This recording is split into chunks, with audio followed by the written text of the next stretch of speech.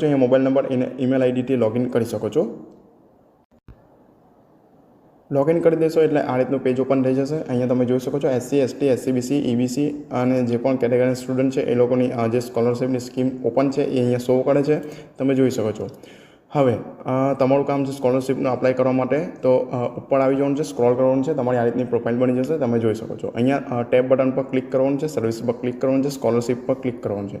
Scholarship પર click કરતાં પહેલાં તમારે સંપૂર્ણ ડિટેલ જે PDF છે તમારી જે તે કેટેગરીની એ એકવાર રીડ કરી લેવાની છે. અને બીજું કે તમારી જે તે કોલેજ અથવા યુનિવર્સિટીમાં કોન્ટેક્ટ કરીને તમારે કઈ સ્કોલરશિપમાં અપ્લાય કરવાનું છે એનો કોડ જાણી લેવાનો રહેશે મિત્રો. આ બે વસ્તુ ઇમ્પોર્ટન્ટ છે.